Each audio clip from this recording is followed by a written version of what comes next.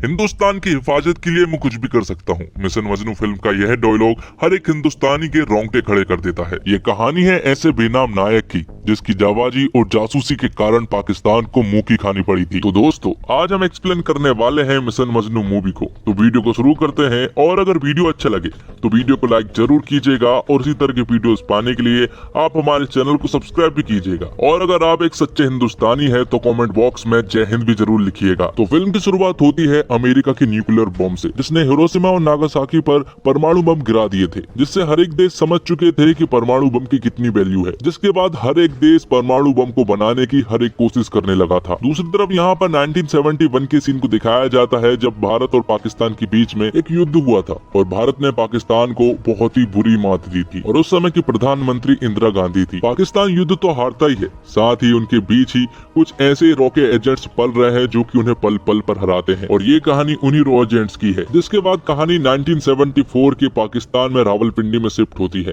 जहाँ पर हम कई सारे लोगों को नमाज पढ़ते हुए देख पाते हैं। साथ ही हम यहाँ पर तारिक नाम के एक लड़के को भी देख पाते हैं, और वो भी नमाज पढ़ रहा था। जिसके बाद जब सभी लोग नमाज पढ़ लेते हैं तो तारिक एक आदमी के पास जाता है जो कि दर्जी है और उसका एक दफ्तर भी है, इसलिए तारिक उसके पास काम मांगने के लिए जाता है। दरअसल तारिक भी एक दर्जी है और वो इन कामों में बहुत एक्सपर्ट है। शुरुआत में तो वो आदमी काम देने से साफ इनकार कर देता है, लेकिन आखिर में मौलवी साहब के कहने पर तारिक को काम मिल जाता है। जिसके अगले दिन उसी दर्जी के दफ्तर को दिखाया जाता है, जहाँ पर एक आदमी तारिक का टेस्ट ले रहा होता है और तारिक काफी अच्छे तरीके से टेस्ट को पास भी कर लेता है। और जब तारिक एक सुई में जब धागा डाल रहा होता है, तभी उसकी नजर एक लड़की पर पड़ती है और उस लड़की का नाम होता है नसरीन। नसरीन देख नहीं सकती है, वो बचपन से ही अंधी है। और यहाँ पर तारिक को नसरीन से पहली नजर वाला प्यार हो चुका था। जिसके बाद तारिक नसरीन के पास रहने की हर एक कोशिश करता है। साथ ही नसरीन जब घर से निकलकर ऑटो के लिए वेट करती है तो तारिक उसके लिए हर रोज एक ऑटो को रुकवाता है। तारिक को ऐसा लगता है कि नसरीन उसे देख नहीं सकती है, जबकि नसरीन उसके इत्र से हर रोज उसे महसूस करती है। और तब से नसरीन को ऑटो से नहीं जाना पड़ा, क्योंकि तारिक उसे हर रोज स्कूटर से छोड़ दिया करता था।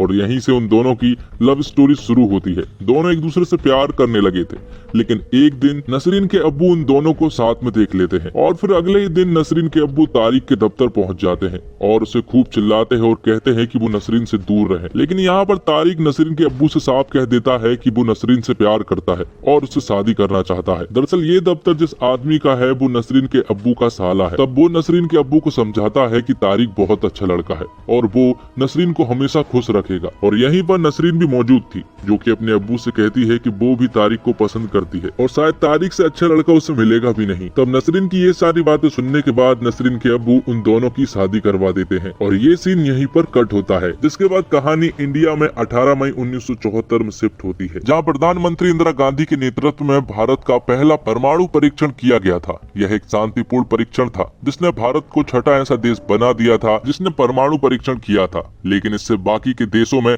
खलबली मच गई थी। वहीं पाकिस्तान भी पूरी तरह से बौखला चुका था, क्योंकि इससे कुछ साल पहले ही 1971 का युद्ध पाकिस्तान भारत से हार चुका था। और अब ये न्यूज सुनने के बाद तो पूरा पाकिस्तान ही शॉक्ड रह गया था। भारत के इस कदम के बाद पाकिस्तान भी अपनी पूरी शक्ति के साथ परमाणु परीक्षण की कोशिश में जुट गया था। उस वक्त पाकिस्तान के तात्कालिक प्रधानमंत्री जुल्फिकार अली भुट्टो ने यह तक कह दिया था कि हमें भले ही घास की रोटी क्यों न खानी पड़े, लेकिन पाकिस्तान भी अब परमाणु बम बनाकर ही रहेगा। लेकिन परमाणु बम बनाने के लिए पाकिस्तान के पास ना तो इक्विपमेंट थे और ना ही पैसे। साथ ही उन्हें एक ऐसा दिमाग भी चाहिए था जो कि परमाणु बम बनाने के लिए उनकी मदद कर सके। तब पाकिस्तान ने इलीगल तरीके से कुछ पैसे और इक्विपमेंट का जुगाड़ तो कर लिया था, और साथ ही उन्होंने फौरन से क्यूएन खान को बुला लिया था, जो कि परमाणु बम को बनाने के लिए एक एक्सपर्ट बंदा था, जिसकी एक फौरन बीबी और 2 बच्चे थे। और क्यूएन खान एक ऐसा आदमी है जो कि परमाणु बम को बनाने के लिए किसी भी हद तक जा सकता है। और जब क्यूएन खान पाकिस्तान के प्रधानमंत्री से मिलता है तो यहाँ पर प्रधानमंत्री बहुत ज्यादा खुश हो जाते हैं। उन्हें ऐसा लगता है कि शायद अब उनका सपना पूरा हो जाएगा,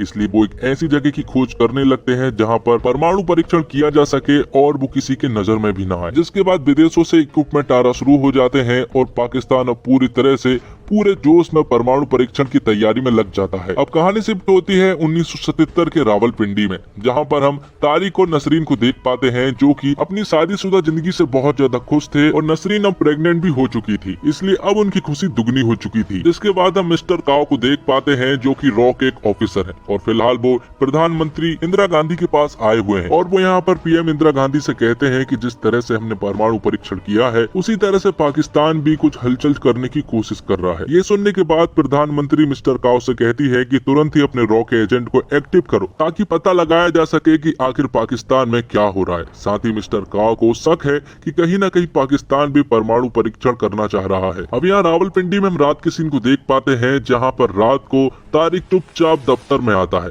और वहाँ पर फोन के सामने बैठ जाता है। तभी उसके पास एक फोन आता है और वो under cover raw desk new Delhi से था और यहाँ हमें पता चलता है कि तारिक कोई और नहीं बल्कि रॉ का एक एजेंट है जिसका नाम अमनदीप सिंह है और दूसरी तरफ न्यू दिल्ली से शर्मा लाइन पर है और वो भी रॉ का एक एजेंट है और शर्मा तारिक से बिल्कुल भी ठीक ढंग से बात नहीं करता है क्योंकि तारिक का बाप गद्दार था, इसलिए शर्मा तारिक से बिल्कुल भी ठीक ढंग से बात नहीं करता है और हर बार उसे गद्दार ही बुलाता है। दरअसल तारिक के पिता ने इंडिया की कुछ इन्फॉर्मेशन लीक कर दी थी, इसी कारण वो गद्दार कहलाए और उन्होंने आत्महत्या भी कर ली थी। यहाँ पर शर्मा तारिक को बताता है कि जिस तरह से हमने पोखरण में परमाणु परीक्षण किए हैं उसी तरह से पाकिस्तान भी परमाणु परीक्षण करने की पूरी कोशिश में है, इसलिए तुम्हें बस ये पता करना है कि आखिरकार वो परमाणु परीक्षण कहाँ पर हो रहे हैं। साथ ही शर्मा यहाँ पर तारिक को एक ढाबा का एड्रेस भी बताता है जिस जगह से एक रॉ का एजेंट तारिक को कुछ चीजें देगा और शर्मा यहाँ पर उसे इस मिशन का नाम भी बताता है कि आज से इस मिशन का नाम मिशन मजनू होगा। अब आगे मिस्टर काओ के द्वारा हमें पता चलता है कि दरअसल मिस्टर काओ ने ही तारिक को ट्रेनिंग दी है और यहाँ पर एक आदमी उससे कहता है कि तारिक का बाप गद्दार था तो फिर आपने तारिक को इस मिशन के लिए क्यों चुना, जिस पर मिस्टर काओ उससे कहते हैं कि तारिक का बाप गद्दार जरूर था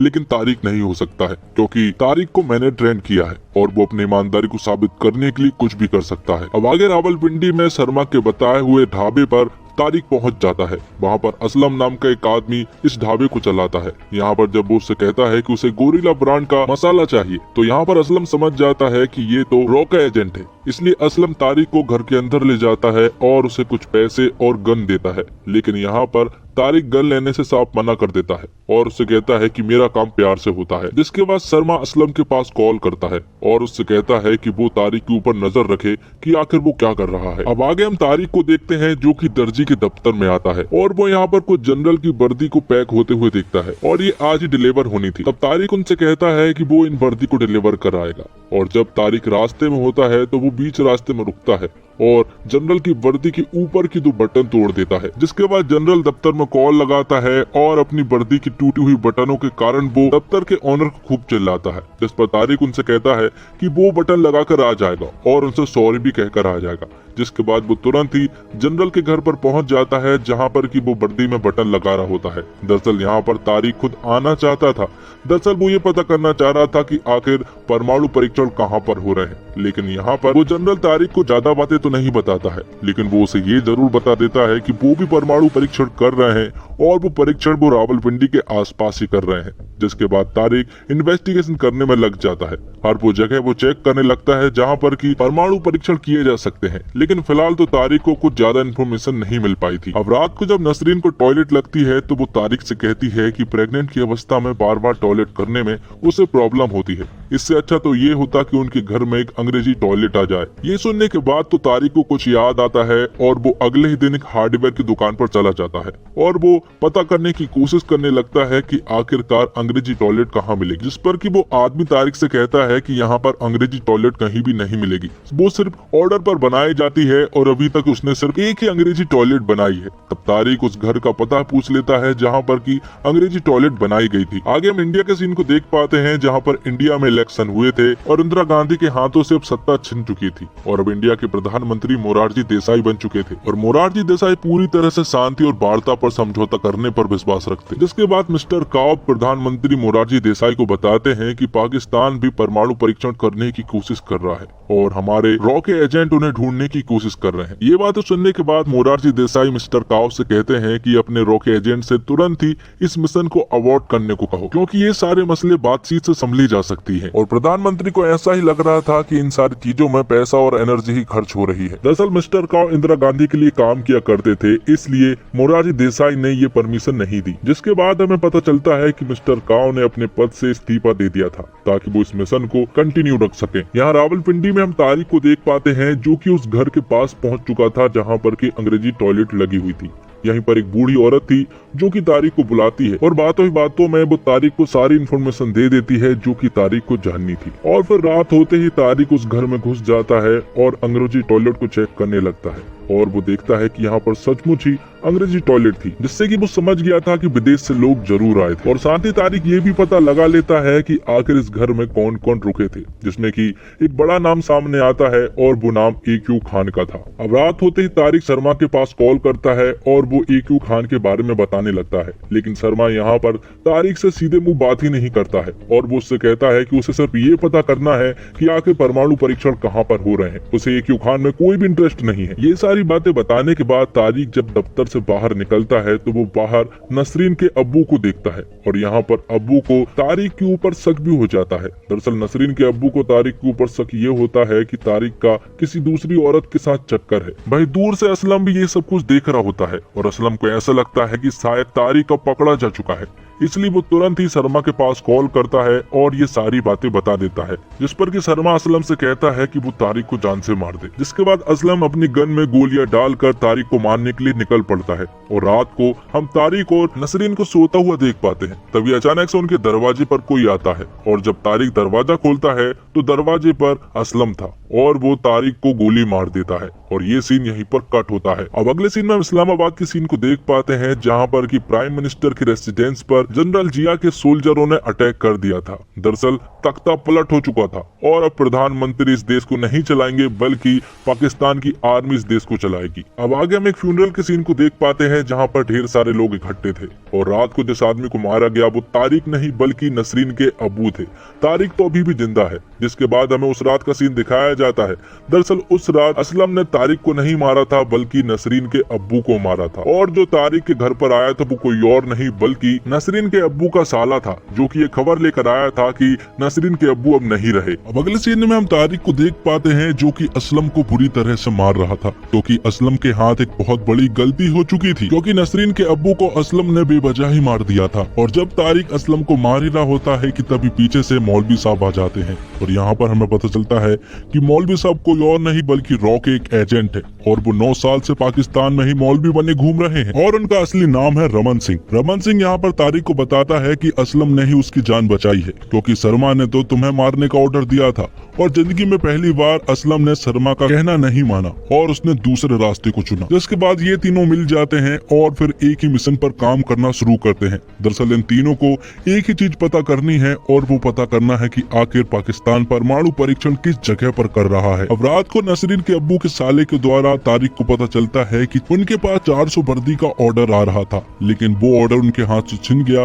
और किसी हमीद नाम के बंदे के पास चला गया, जिससे तारिक को ये पता लग जाता है कि ये 400 वर्दी जरूर परमाणु परीक्षण के उन सोल्जरों के लिए होंगी। अब अगले सीन में हम इस्लामाबाद में जनरल जिया को देखते हैं, जो कि प्रधानमंत्री मोरारजी देसाई के पास कॉल करके वार्ता और समझौते की बात करते हैं। दोनों ही काफी शांतिपूर्ण और समझौते वाली बात करते हैं। जिसके बाद तारिक हमीद नाम के बंदे के पास जाता है जिसके पास 400 वर्दी का ऑर्डर है। तो तारिक उससे पता करने की कोशिश करता है कि आखिर ये वर्दी कहां पर जाने वाली है, लेकिन हमीद उसे बताता है कि वर्दी हमको खुद डिलीवर नहीं करनी है बल्कि आर्मी के ऑफिसर्स ही इन वर्दी को लेने के लिए आएंगे। तब तारिक को एक आइडिया आता है और अगले दिन जब सोल्जर वर्दियों को भरकर एक ट्रक में लेकर जा रहे होते हैं तब तारिक, असलम और रमन सिंह नकली पुलिस ऑफिसर बन के उनसे ये पता कर लेते हैं कि आखिर ये वर्दी कहाँ पर जा रही है और उन्हें पता चलता है कि ये कहूटा नाम की एक जगह पर जा रही है। और फिर अगले दिन ये लोग कहूटा के लिए निकल पड़ते हैं और काफी देर तक छानबीन करने के बाद उन्हें पता चलता है कि एक जगह है जहाँ पर परमाणु परीक्षण चल रहे हैं, लेकिन सॉलिड एविडेंस ना होने की वजह से शर्मा इनकी कोई भी बात नहीं मानता है।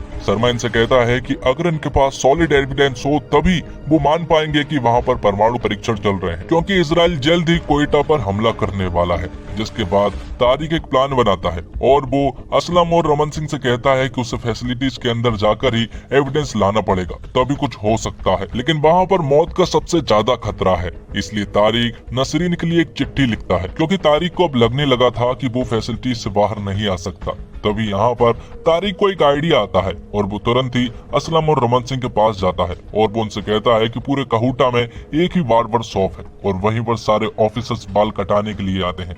और जब सभी लोग बाल कटा रहे होते हैं कि तभी बाहर असलम और रमन सिंह झगड़ा करने लगते हैं, जिसे देखने के लिए सभी लोग बाहर आ जाते हैं और तारिक मौका देखकर उन सारे ऑफिसर्स के बालों को एक पॉलिथीन में भर लेता है। दरअसल ये ऑफिसर के बाल ही परमाणु परीक्षण के सबसे बड़े सॉलिड एविडेंस है, क्योंकि अगर वहाँ पर सचमुच ही परमाणु परीक्षण चल रहे हैं तो इन ऑफिसर्स के बालों में हाई रेडियंस होंगे और हेयर सैंपल से ये बहुत ही अच्छे तरीके से पता लगाया जा सकता है। लेकिन इन हेयर सैंपल्स को किसी भी हालत में भारत भेजना था और ये काफी खतरे से भरा हो सकता है, क्योंकि समझौते एक्सप्रेस से वहाँ पर ले जाने के लिए कोई आदमी इनके पास नहीं था। तब रिस्क लेकर तारिक की ट्रेन में चढ़ जाता है और जहाँ पर कई और लोग भी थे जो कि इंडिया चाह रहे थे। तब तारिक उनके एक बैग में उन हेयर सैंपल्स को डाल देता है, लेकिन तभी सोल्जर्स को पता लग जाता है कि ट्रेन में एक ऐसा बंदा है जो कि इलीगल तरीके से इंडिया जाने की कोशिश कर रहा है। और जब उन्हें पता लग जाता है तो यहाँ पर एक तगड़ी फाइट होती है, जिसमें तारिक सोल्जर्स को बहुत ही बेरहमी से मारता है और आखिर में वो एक नदी में कूद पड़ता है और उसके हाथ में एक गोली भी लगी हुई थी। लेकिन आखिरकार वो असलम और रमन सिंह के पास पहुँच जाता है, जिसके बाद वो तुरंत ही शर्मा के पास कॉल करता है और कहता है कि उसने समझौते एक्सप्रेस में इंडिया आ रहे कुछ लोगों के बैग में हेयर सैंपल्स को डाल दिया है, तो ट्रेन जैसे ही इंडिया पहुंचेगी तो आप उन हेयर सैंपल्स को कलेक्ट कर लें। तो कुछ ऑफिसर्स तुरंत ही प्लेटफॉर्म में पहुंचकर उन हेयर सैंपल्स को कलेक्ट कर लेते हैं और तुरंत ही उन्हें टेस्टिंग के लिए लैब पहुंचाया जाता है। यहाँ दूसरी तरफ इजराइल के फाइटर जेट एकदम तैयार थे क्वेटा के ऊपर अटैक करने के लिए। तब लैब में टेस्ट करने के बाद उन्हें पता चलता है कि इन बालों में रेडियंस काफी हाई है और ये हाई रेडियंस तो सिर्फ वहीं पर पाए जा सकते हैं जहाँ पर की परमाणु परीक्षण चल रहे हो।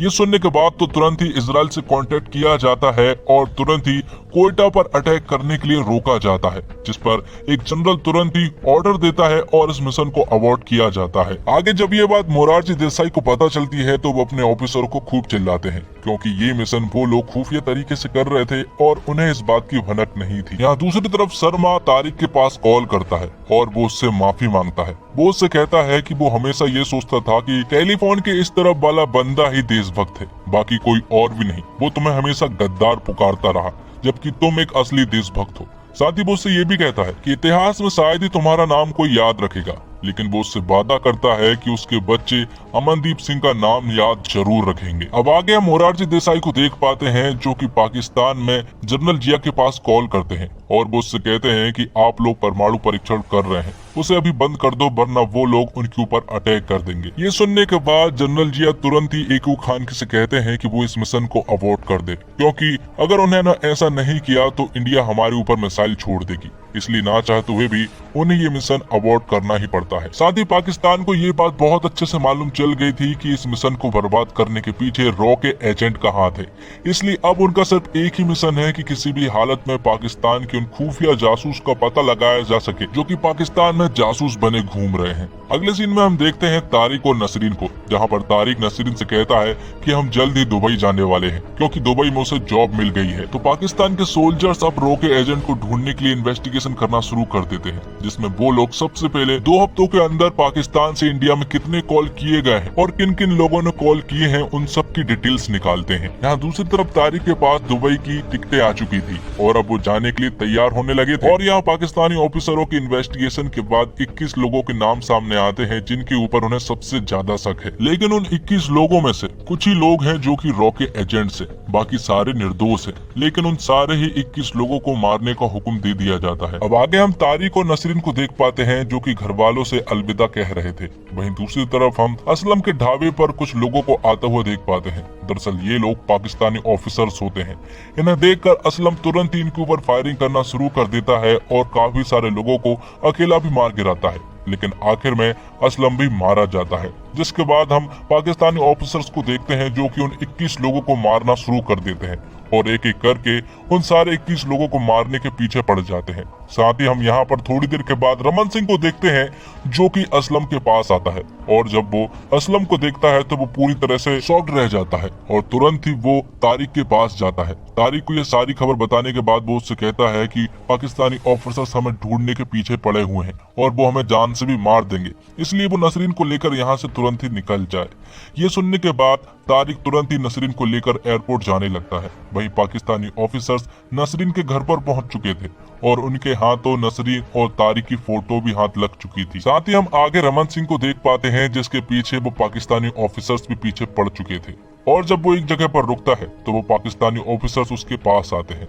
आखिर में रमन सिंह अपने घर वालों की फोटो देख रहा होता है और अपने हाथ की सिगरेट को वो नीचे फेंक देता है जहाँ पर पेट्रोल पड़ा हुआ था और वो सीधा जाकर उसकी कार के पास जाता है। जिसके बाद एक बड़ा सा धमाका होता है जिसमें कि कई सारे लोग मारे जाते हैं और उनमें रमन सिंह भी मारा जाता है। यहाँ दूसरी तरफ तारिक और नसरीन एयरपोर्ट पहुंच चुके थे और फिर थोड़ी देर के बाद उनके पीछे पीछे वो पाकिस्तानी ऑफिसर्स भी आ जाते हैं जिनके पास तारिक और नसरीन की फोटो थी, जिससे उन्हें पता चल जाता है कि वो लोग यहीं पर है। तो वो यहाँ पर छानबीन करना शुरू कर देते हैं। तब तारिक नसरीन से कहता है कि उन दोनों की सीट अलग अलग है, इसलिए शायद उन दोनों को अलग अलग बैठना पड़ सकता है। और साथ ही तारिक नसरीन से कहता है कि वो उससे बहुत प्यार करता है और साथ ही तारिक नसरीन से कहता है कि अपने होने वाले बेटे का नाम वो लोग अमन रखेंगे। जिसके बाद नसरीन को व्हीलचेयर पर बिठाकर यहाँ से ले जाया जाता है, लेकिन तभी कुछ ऑफिसर्स उसकी तरफ देखकर उंगली बताते हुए उसके पासपोर्ट को चेक करने को कहते हैं। ये देखकर तारिक समझ जाता है कि अब वो पकड़े जाएंगे, इसलिए वो यहाँ पर खड़ा होकर भारत माता की जय करने लगता है, जिससे कि फिर उन सारे ऑफिसर्स का ध्यान तारिक के ऊपर आ जाता है और फिर यहाँ पर एक तगड़ी फाइट होती है जिसमें कि तारिक उन सारे सोल्जर्स को बेरहमी से मारता है।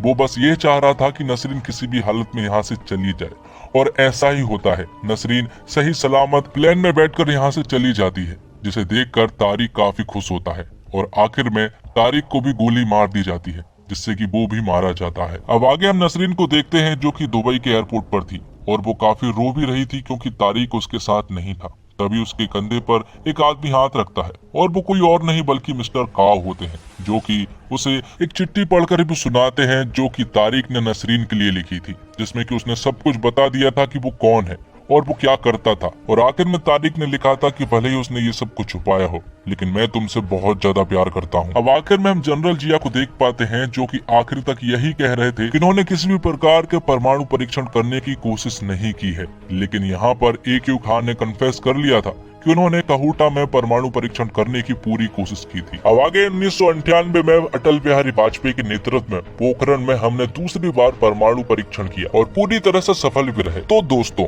भारतीय जासूसों पर इससे पहले भी एक था टाइगर, बेबी, मद्रास कैफे, राजी, मुखबिर जैसी कई फिल्में बन चुकी है। निर्देशक के रूप में शांतनु बागची भी उसी धागे को पकड़ते हैं और उनकी स्टोरी लाइन भी कम दिलचस्प नहीं है और वो इस स्टोरी को एग्जीक्यूट करने में भी खरे उतरे हैं। फिल्म के फर्स्ट हाफ में निर्देशक कहानी और किरदारों को विकसित करने में बहुत सारा समय लगा देते हैं। असल मुद्दे पर आते आते काफी समय खर्च हो जाता है और तारिक और नसरीन की प्रेम कहानी काफी दिलचस्प है। जासूसी फिल्म का सबसे महत्वपूर्ण पहलू होता है रहस्य और रोमांच, और दोनों ही इस फिल्म में भरपूर मात्रा में है। और अभिनय की बात करें तो सिद्धार्थ मल्होत्रा तारिक और अमनदीप जैसे अनसंग हीरो की खूबसूरती और मजबूती से निभा ले जाते हैं। किरदार के तमाम रंगों में वे सहजता और सरलता से ढलते हैं। नेत्रहीन नसरीन की भूमिका में रश्मिका ने अपने चरित्र को मजबूती प्रदान करने की हर एक कोशिश सफल रही है और कुमुद मिश्रा एक बार फिर चमकते हैं। सारिब हाशमी साबित करते हैं कि वे हर तरह की भूमिकाओं के साथ न्याय करने में सक्षम है। लंबे अंतराल के बाद परमीत सेठी को रॉ हेड के रूप में पर्दे पर देखना अच्छा लगता है। और इसी के साथ ये एक्सप्लेनेशन यहीं पर खत्म होता है।